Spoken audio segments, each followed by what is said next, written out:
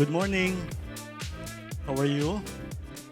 Now, karamihan sa mga negosyante, hindi takot sa hirap.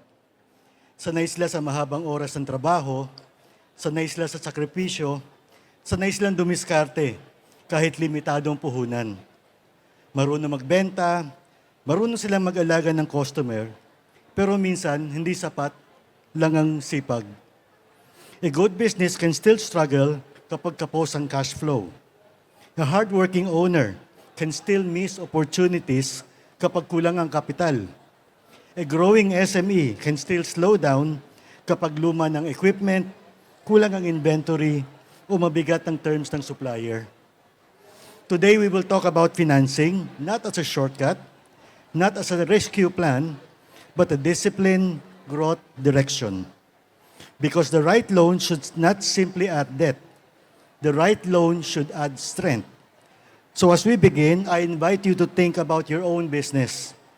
Not only where it is today, but where it could be if it has the right funding, the right plan, and the right discipline behind it.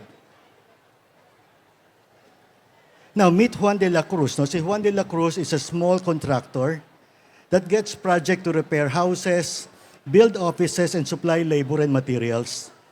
On paper, the project looks very profitable. But there's one problem. As a contractor, he must buy materials first, pay the workers, before the client pays him. Now, this is a very common SME issue. The business has sale, but cash flow is tight.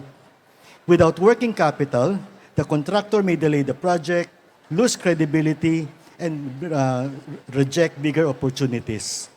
Now, this is the reality of SME growth. Many small businesses do not fail because the idea is bad. Many struggle because cash flow is tight, capital is limited, and growth requires resources before income fully comes in. That is why financing should not be seen only as borrowing money. When used properly, financing becomes a tool to protect operations, capture opportunities, and move the business from survival to stability and eventually to growth.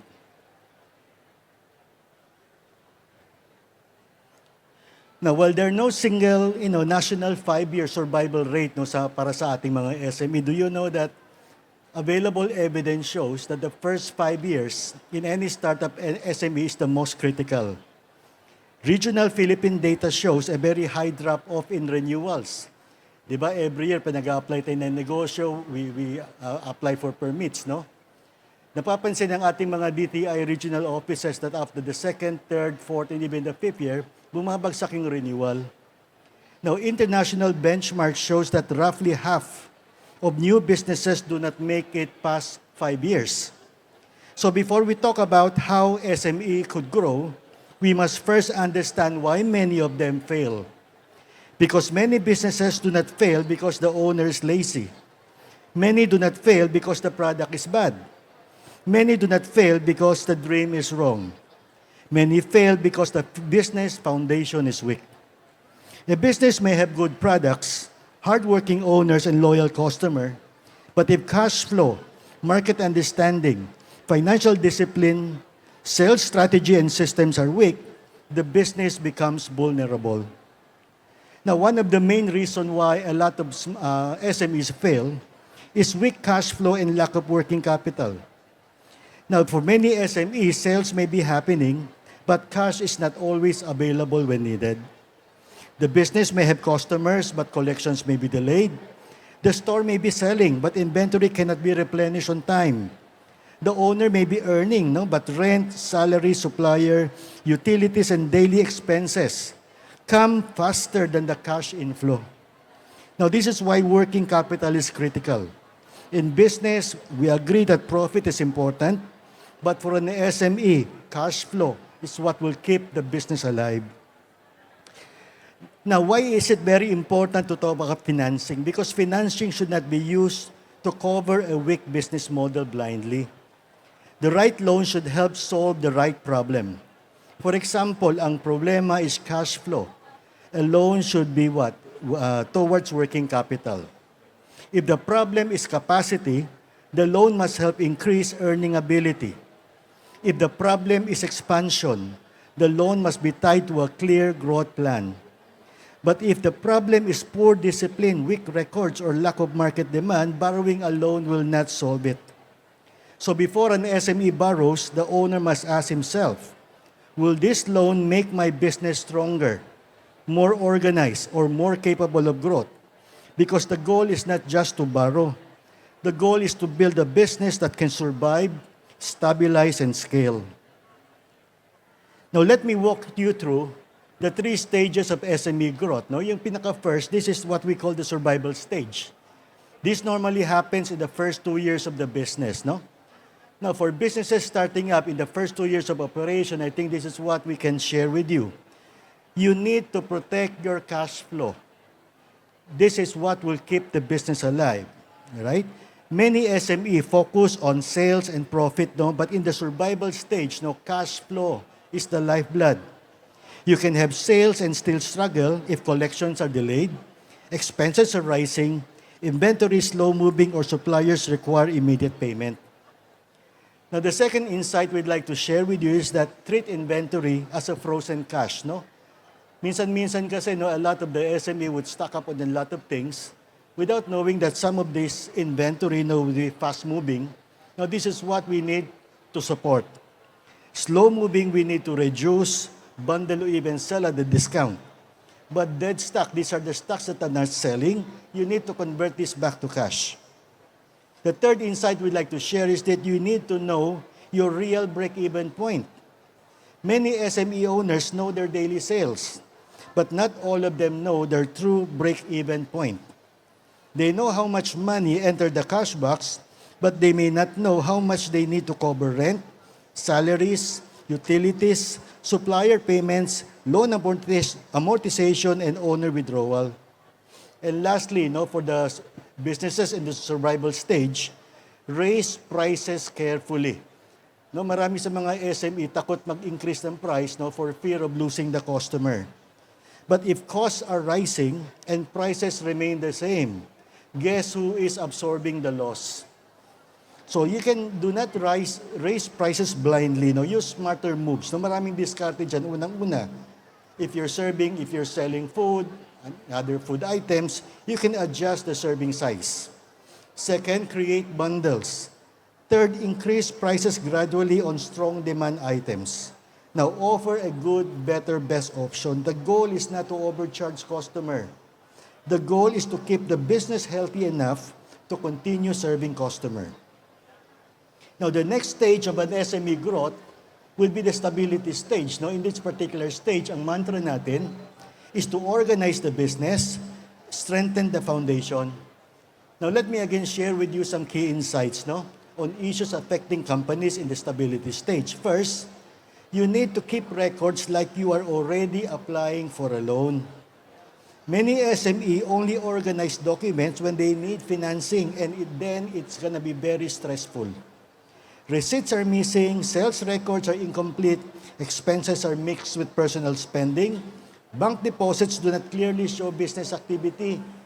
So bago mangutang, kumpletuhin na natin yung ating mga dokumento. Now, even if you're not borrowing today, keep records as if you will borrow tomorrow. Now, what are the important records that you need to keep? You need to keep records of your sales, expenses, inventory, receivables, payables, bank deposit, and owner's withdrawal.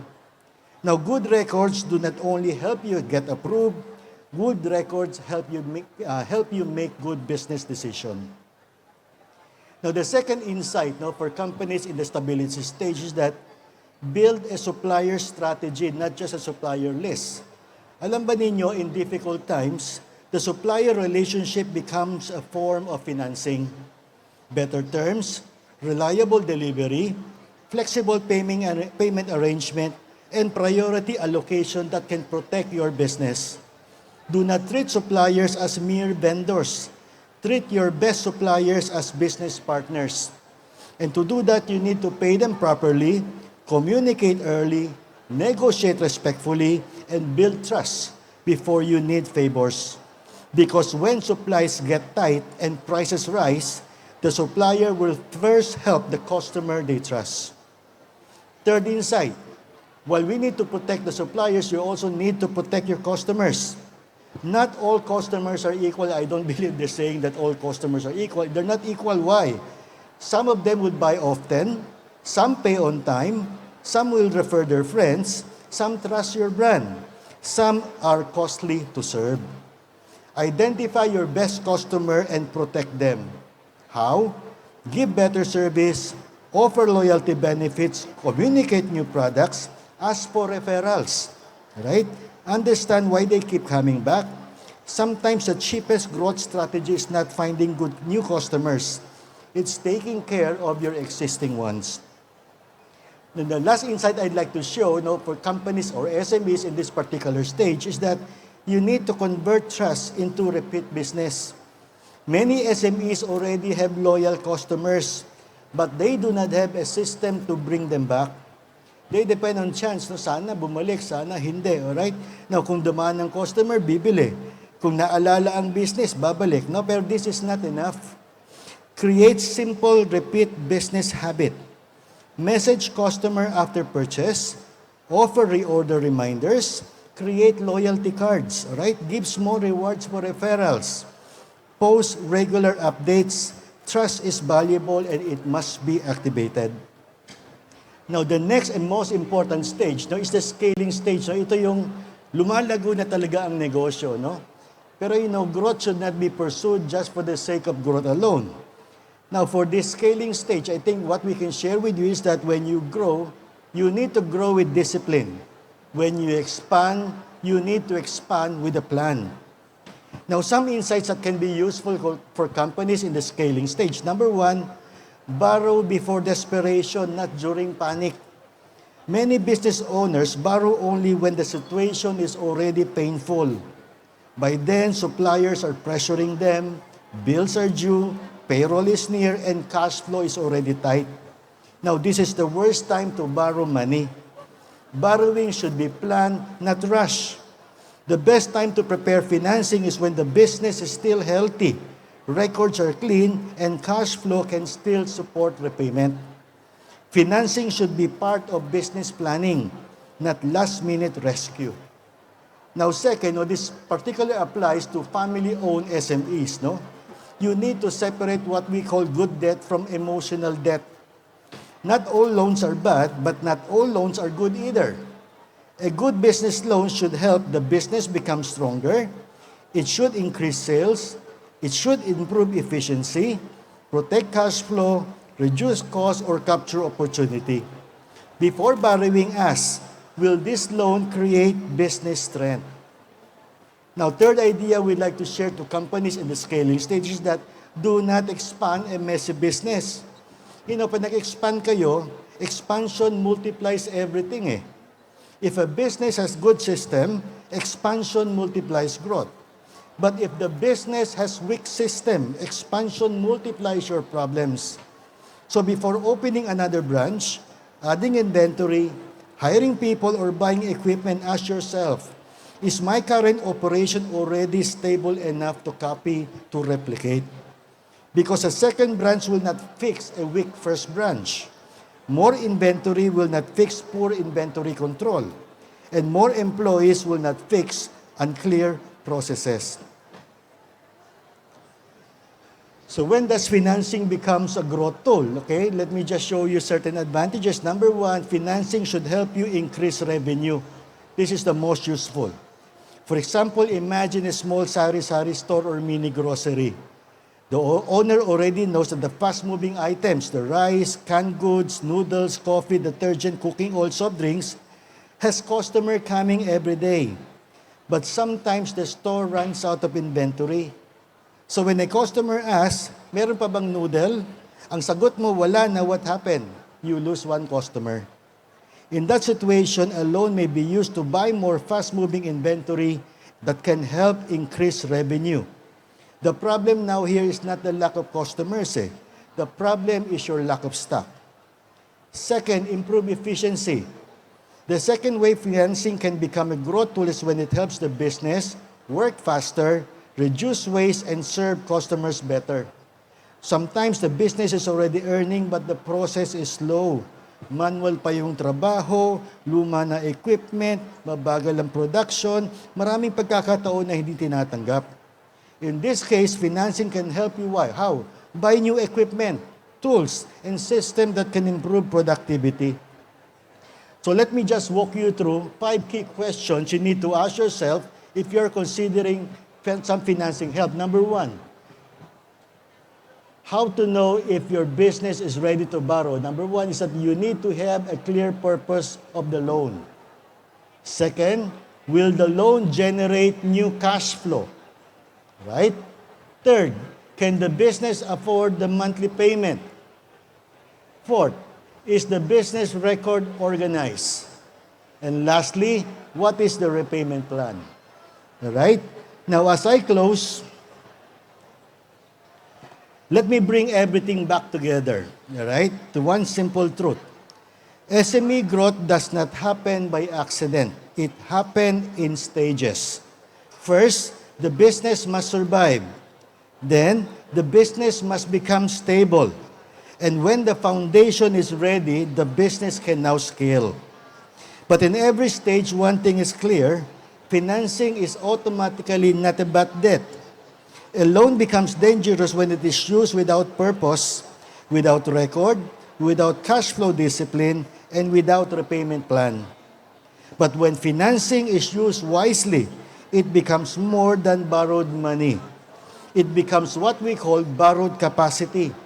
Capacity to protect operation, capacity to improve system, capacity to improve inventory, capacity to serve more customers, capacity to accept bigger opportunities, capacity to move the business forward. Now, this is why every SME owner borrows. The question should be, after the loan is used, how will my business become stronger? Because a good loan should not simply add obligation. It should add discipline, it should add capability, and it should add direction, no? Now, to end, I would like to end with siguro an apology. Pag nakita ni Steve Jobs yung presentation ko, so many words inside, papagalitan ako. I'm sure a lot of the ideas that we shared would be quite useful to you. So what we did, we created an ebook which you can download for free. All right? Just scan the QR code and we will send you the download link. All right? Maraming salamat po.